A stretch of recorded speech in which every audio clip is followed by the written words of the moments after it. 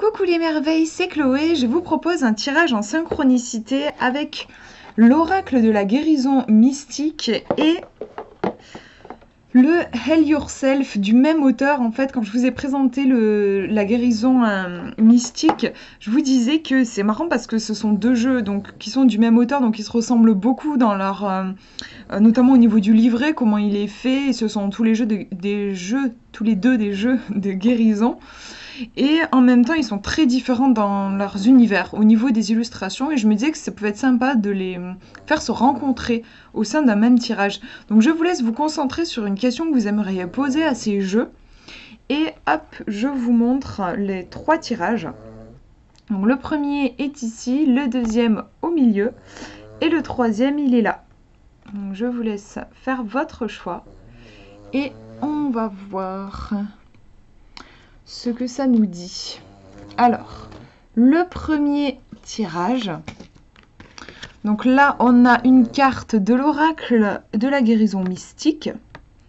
Alors, avec ce jeu, j'aime bien regarder... je vous invite à regarder les symboles, en fait.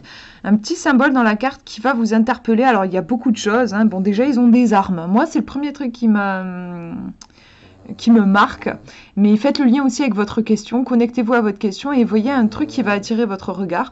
Il y a un peu l'idée de déguisement, c'est comme s'ils étaient en train de faire une représentation au théâtre. On a un ange, on a une petite banderole, enfin voilà, je ne vais pas tout vous décrire, hein, je vous laisse voir, il y a la colonne aussi. Moi, comme ça, c'est vrai que c'est le fait qu'ils aient des armes et en même temps, ce sont des armes factices, enfin, je crois qu'ils sont en train de jouer un rôle. Donc, je sais pas, il y a un truc intéressant à ce niveau-là, je trouve. On nous dit assimiler le fruit de ses expériences.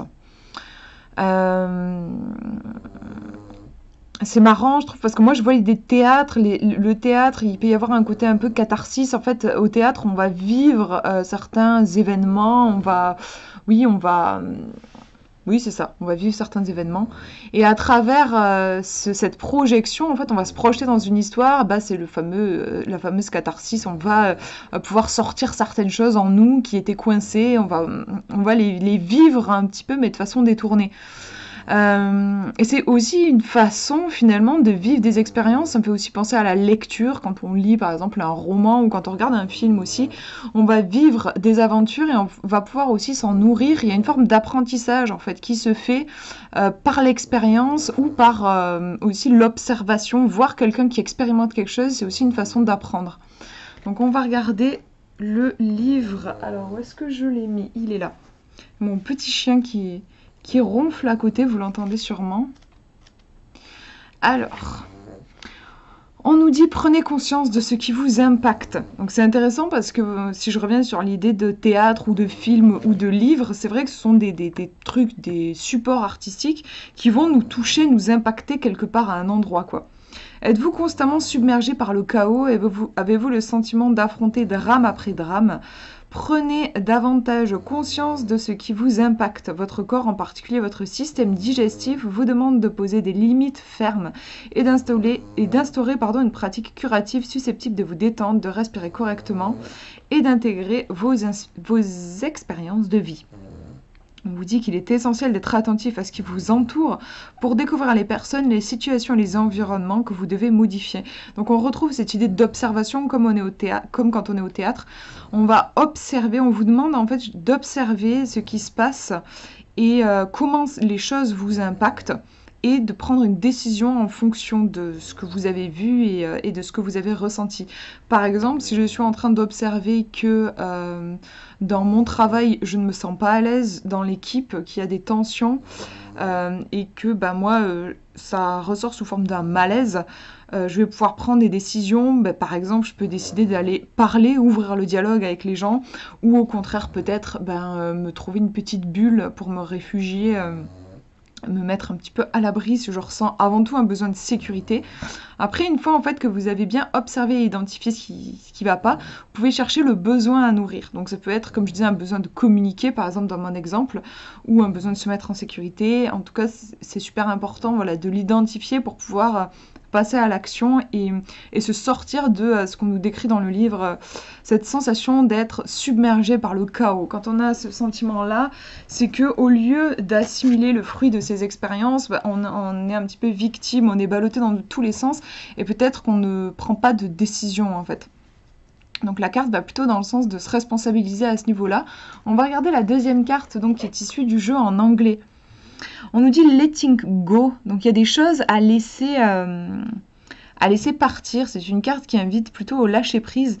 On voit qu'on est dans un cimetière, il y a de vieilles choses qui ont besoin d'être mises de côté, je pense. C'est une carte qui pourrait faire référence au deuil. On nous parlait d'assimiler le fruit de ses expériences. C'est intéressant, je trouve que c'est un tirage qui nous dit un petit peu ne répétez pas les mêmes erreurs que par le passé, ne répétez pas votre passé, ne soyez pas esclave de votre passé. Il y a cette idée aussi je reviens sur cette idée de théâtre. C'est vrai qu'on pourrait aussi voir la vie comme une pièce de théâtre. Et le fait qu'on joue sans cesse la même pièce, on va avoir cette tendance à jouer sans cesse la même pièce. Et là, c'est un tirage qui vous dit reculez, observez, ne soyez pas victime de ce schéma. Vous n'êtes pas juste un acteur sur des planches au théâtre, vous pouvez aussi être le metteur en scène. Je trouve qu'il y a cette idée-là. Il va falloir reprendre un petit peu de pouvoir plutôt que d'être victime de vieux schémas. Je le ressens comme ça. Je vais aller regarder le livret en anglais pour voir un petit peu s'il y a des informations en plus. Oui, on vous dit que c'est important de changer votre point de vue. Donc il y a vraiment cette idée-là. Qu'est-ce qu'on nous dit d'autre? Ouvrez votre cœur à de nouvelles opportunités. Laissez les vieux bagages, les trucs lourds derrière vous. Donc c'est vraiment cette idée-là de on va se délester de ce qui ne nous sert plus pour aller vers quelque chose de mieux. Donc moi vraiment en résumé, je trouve qu'on vous demande de ne pas être victime par rapport à votre question et surtout victime de votre passé ou de mécanismes qui sont peut-être devenus inconscients. On vous demande d'en prendre conscience et de laisser ces choses-là de côté pour pouvoir avancer. Il y a besoin d'un changement et je crois qu'il y a on nous parle d'assimiler, il y a quelque chose, il y a un apprentissage, ça peut être un petit peu long. Il y a quelque chose que vous devez intégrer et même digérer. On nous parlait d'ailleurs de système digestif ici. Il y a quelque chose que vous avez besoin de digérer pour pouvoir faire un deuil et passer à autre chose, je crois. Voilà pour ce tirage. Je vous montre le deuxième maintenant. Alors, première carte qui est issue de l'oracle Guérison mystique. On a la carte Ouvrir son cœur. Donc, on voit une jeune fille qui est sur un cheval. Mais un cheval, alors il est très bizarre ce cheval, c'est pas un cheval à bascule, il a des roues, enfin je sais pas ce que c'est une sorte d'invention un peu étrange. Elle a une clé dans les mains et elle est enveloppée je sais pas, d'une espèce de parchemin. La clé est sacrément grande, je trouve. Donc je vous laisse voir s'il y a aussi des symboles qui vous parlent particulièrement par rapport à votre question. Il y a aussi des colonnes, il y a un côté assez symétrique dans la carte. Enfin assez carré quand même je trouve. On va regarder ce qu'on nous dit au niveau de ouvrir son cœur. Mais bon en soi ça dit déjà beaucoup de choses.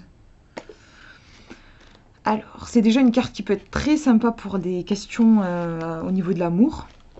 On nous dit la douleur purifie votre chemin vers la sagesse. Si vous vous obstinez à vous protéger pour ne pas souffrir, vous vous interdirez de vivre une relation intime, exquise, surprenante, enrichissante et sacrée. Lorsqu'un cœur protégé s'ouvre, la douleur, la tristesse, la peur, le rejet, la rupture et une foule d'autres émotions refoulées s'expriment. Mais rien n'est comparable à l'opportunité d'écouter, de faire confiance et de suivre la sagesse ancienne d'un cœur ayant connu la souffrance, le combat, la perte, puis découvert la chaleur, l'humilité, la compassion et la générosité. Un cœur ouvert vous guide sur le chemin de votre bonté la plus essentielle, celle que vous êtes à même d'offrir et de recevoir. Donc on a cette idée de circulation en fait, d'énergie. Ne laissez pas la fierté, la peine et la peur emprisonner cette part la plus précieuse de vous-même. Au contraire, écoutez-la et laissez-la vous conduire vers la connaissance de votre être intérieur et la connaissance intime d'une personne qui vous attire. Donc j'y reviens, une très bonne carte pour un tirage amoureux. Autorisez tout ce qui est amour à pénétrer en vous. Donc on va regarder la deuxième carte qui est issue du jeu en anglais. Et on nous parle de l'art de la sexualité. Donc oui, c'est un tirage vraiment très sympa pour les questions amoureuses. C'est une carte qui nous parle de sexualité et de ce qu'elle est dans son sens sacré, et notamment de l'importance de ces deux polarités en fait, masculine et féminine, qui sont en chacun de nous, et ce dialogue, en fait, finalement, la sexualité, c'est un dialogue entre ces deux énergies-là. Il y a vachement une idée de complémentarité. Du coup, entre ouvrir son cœur et l'art de la sexualité. Bon, si c'est une question amoureuse, clairement, on vous dit de vous ouvrir et qu'il est vraiment temps d'y aller, de ressentir les choses. Hein. La sexualité aussi, c'est ça, c'est beaucoup le ressenti, c'est s'ouvrir à l'autre. S'ouvrir de façon intime. Il y a aussi beaucoup une histoire d'intimité dans ces cartes. Si vous n'avez pas du tout posé de questions au niveau amoureux, que ça ne concerne pas une relation, ça peut être en fait au niveau énergétique tout simplement. Vous avez besoin, enfin c'est important par rapport à votre question, de vous ouvrir et de vous laisser toucher par la vie. Il y a la notion d'amour qui est très importante. Alors oui, avec la sexualité, on y voit tout de suite un côté très incarné, très le couple, mais ça peut être l'amour avec un grand A, donc tout ce qui est aussi générosité, oui, s'ouvrir aux relations, sans parler spécialement d'amour avec le sexe, mais voilà, l'amour avec un grand A. Et puis cette histoire d'énergie, en fait il y a une circulation d'énergie qui est importante. La sexualité, c'est une énergie qui circule, et pour que l'énergie circule, il faut ouvrir. Donc on retrouve cette idée là aussi par rapport à votre question. Si ça ne concerne pas du tout le couple, on vous dit de vous ouvrir et de laisser les choses circuler. Il y a peut-être une histoire un petit peu de lâcher prise, arrêter d'essayer j'ai perdu mon mot, de contrôler, voilà, d'essayer de contrôler les choses, mais plutôt de se laisser traverser aussi. Il y a beaucoup cette idée-là. Se laisser traverser, jongler avec les énergies et avoir confiance. En tout cas, c'est un beau tirage, hein, très positif. On va regarder le dernier maintenant. Alors, youp. Première carte. On nous parle de reconnaître le soutien divin. Alors, on voit un personnage qui a les yeux bandés. Il tient un masque, donc on a deux fois un peu le message là de quelque chose qui est masqué, le masque plus le bandeau, donc ça vient un petit peu appuyer ce message. On a aussi un masque ici. Je vous laisse voir de votre côté s'il y a d'autres symboles, parce qu'il y en a quand même pas mal dans la carte qui vous attirent particulièrement par rapport à votre question. Moi, c'est vrai que forcément, je focalise un petit peu sur les masques, et il y a peut-être... moi, ça me fait penser à notre côté humain, et le fait que nos perceptions sont extrêmement limitées, qu'on peut aussi se faire des grandes frayeurs, avoir l'impression que les choses sont catastrophiques. On a tendance à juger assez rapidement les événements, alors qu'en fait, ils sont peut-être tout autres en réalité d'un point de vue de l'univers.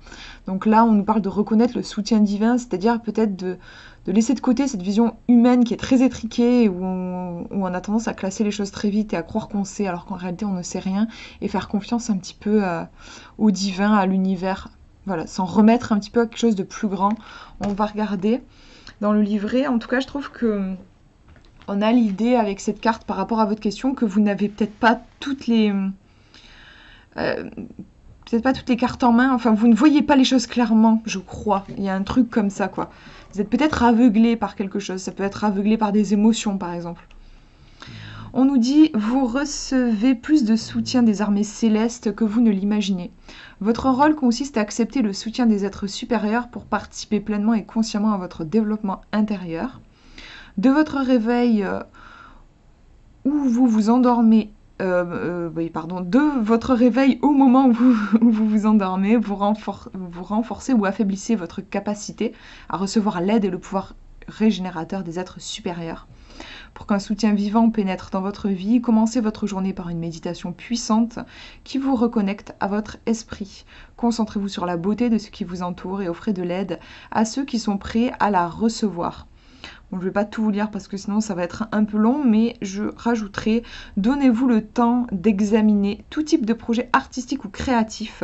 Lorsque vous commencerez à vivre plus en harmonie avec vous-même, vous découvrirez que tout dans votre vie vous procure ce soutien.